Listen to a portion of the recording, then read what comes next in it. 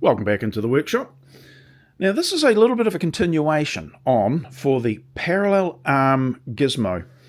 I still, even to this point, I haven't trued it up properly because I do want to remake one of the components, which is this rail here.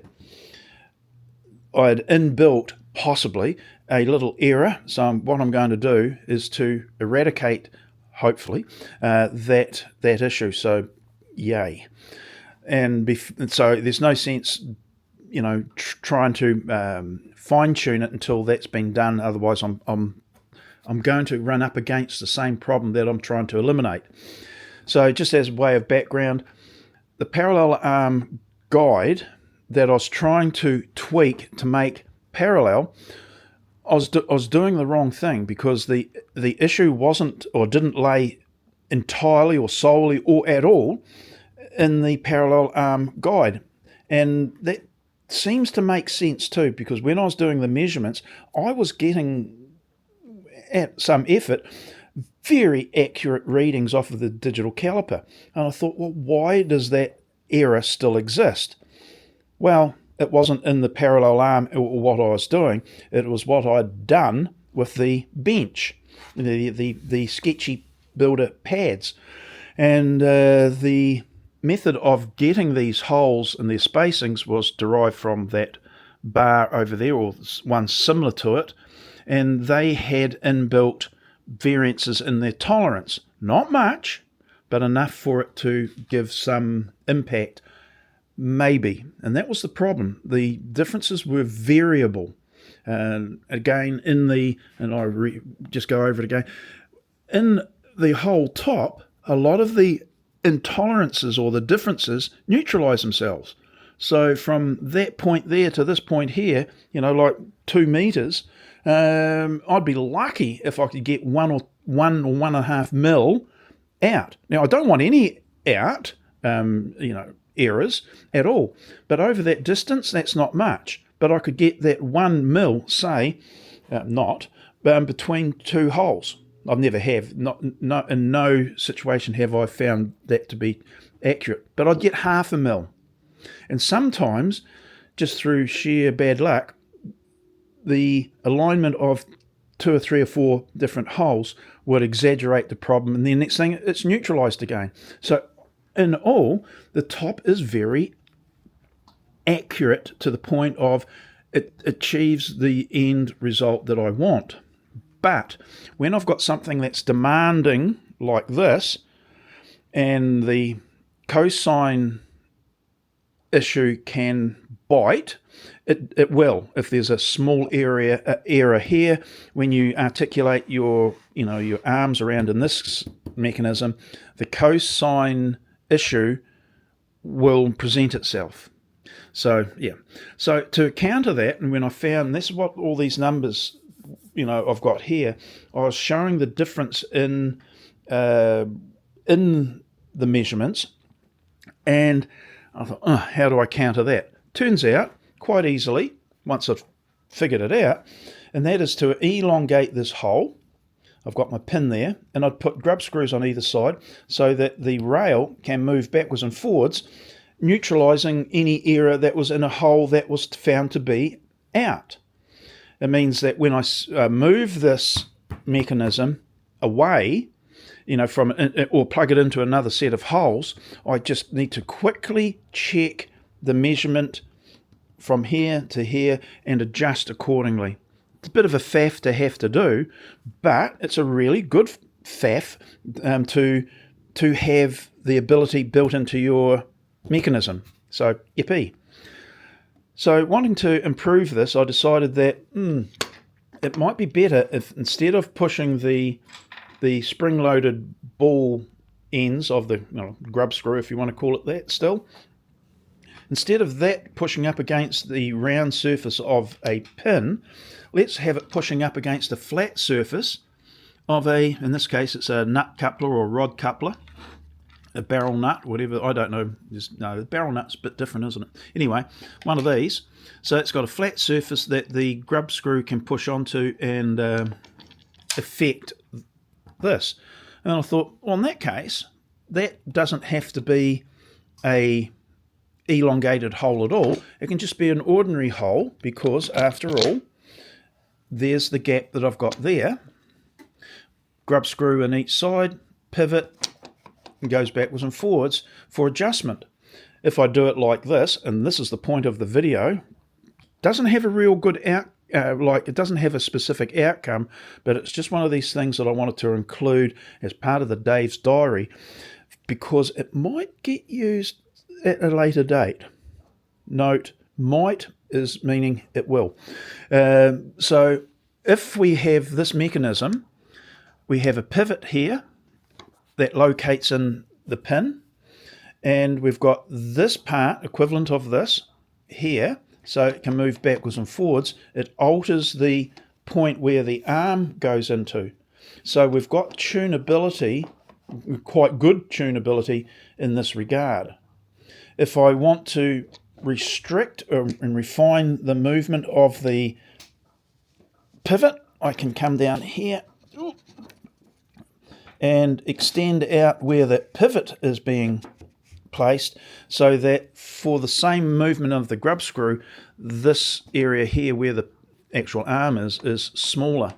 Now I could reverse this as well by, and this is the thing why I want to look at this mechanism, so that, let's just get that out. Hang on, I'll just, it's such a good fit. So instead of having the pivot here, I could have the pivot here and this down here so that the fidelity increases. So I can move the, hang on, let's just lift this up a bit. I can make the grub screws in here. This moves a lot, but this moves at a lesser amount. It's just because of I've reversed the pivot and adjustment point. So it means I can get better fidelity if I want, but if I want that bigger movement, I can swap these around. That's all I'm saying. This mechanism here could come down to this position here. Could. And so that's the possibility, to give a different form or different amount of movement this way, if that was necessary. It's not at this stage, hopefully, but sometimes having that smaller, you can move this. If this was down here, you could move it more, but get much finer movement at this point to dial in your accuracies. Anyway, but that was what I was thinking about here initially, and when I realised it's not a good idea, I was thinking about having this in two pieces. I'd looked at it before, and I actually showed that in a video. Kind of a good idea. Means that these arms can fold up like, straight on top of here and etc. But really, do I need to worry about it? And the answer was no. There was one thing that I had forgotten, is that when I articulate this arm around, I need a place here for the adjustment to push up against, and or maybe in this position my spreaders that are part of the approach for using this tool. I could have a very long adjustment piece here, but it would have to be wind in and out. Not a good idea. I've chosen this method because it's only that tiny little bit that actually needs to stick out in its closed up position. So I can pop this up off of the table and I'm done. I can store it until it's needed. Yippee. So that's a good thing. I've also got a little project coming up, which I kind of don't want to talk about just yet, but it actually builds upon that. And it's going to involve maybe this thing here. It's a turnbuckle type setup, but it is a push-pull turnbuckle. So it's got a left and right thread on the ball joints, and it just might come in handy here or here. Interesting that. Okay, so that's the tantalizing bit. there is going to be an upgrade and addition to the Sketchy Builder parallel arms. I still find it uncomfortable using my channel's name, the Sketchy Builder, when referring to these things. I don't want to allude to the fact that I'm some inventor that has invented this system.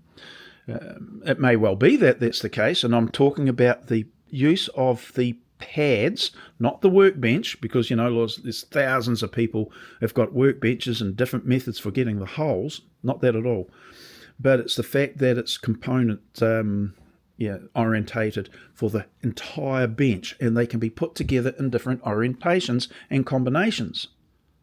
That's the Sketchy Builder way of looking at things, to the extent that, and again, nothing new.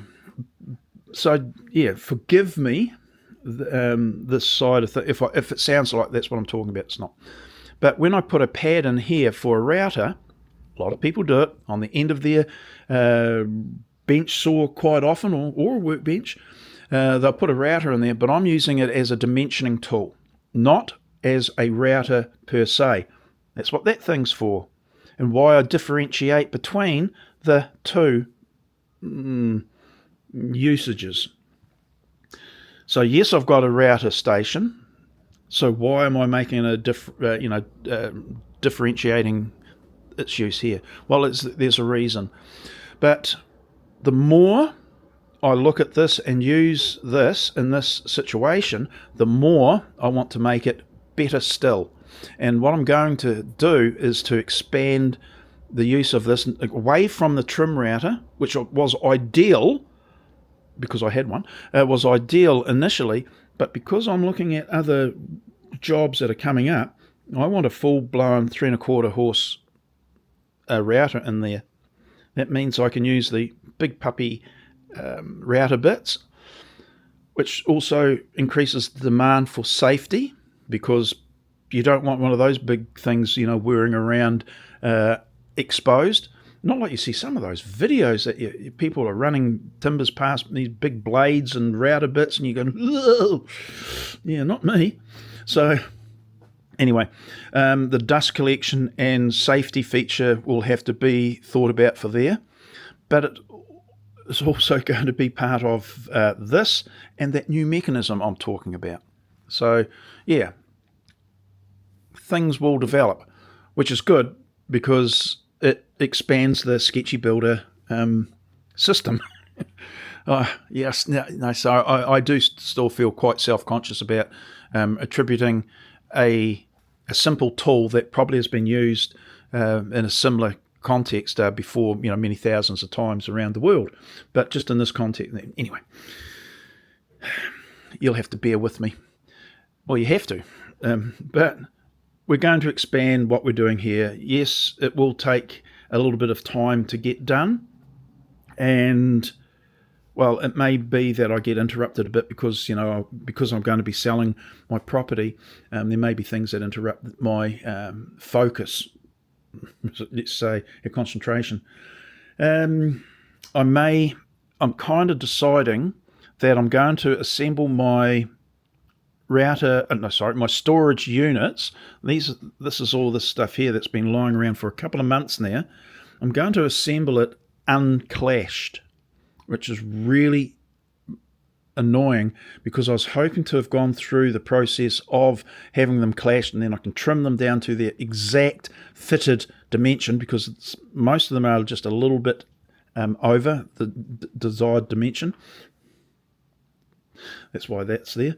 And I'm going to have to assemble it and get it ready, demolish all those units there, because when I go to shift, I don't want to be like at the end of the year, I don't want to be having all of this stuff banging about and getting damaged and just a pain, when it would be better if it went from this garage as an assembled item straight into the new garage. So yeah, there's all of that. So yeah, I've got a little bit of it's good English. I must say I mastered in English at school. I'm shaking my head, by the way. So some of my my grammar ain't that good, mate. Anyway, we'll deal with that in another video. So yeah, there we go again. Well, yes, indeed, we have to assemble the parts so that I've got less clutter when that move does actually finally arrive. Yeah. Lots of thought having to go into the new workshop as well. I said to my friend, who's actually going to be the realtor for me, and he was saying, "Oh no, we can get a place that's got a workshop, double garage." But he says you may want to look at something that instead of 6x6, it might be 6x7 or 6x8. And I was thinking, no, not necessary. And then I thought it a bit more, and I thought, oh, he might be right. Moving into a new premises means that I can't be as laissez-faire with the things that I've got outside, because that there is a cover over the wood storage for the workshop. It's a drying area.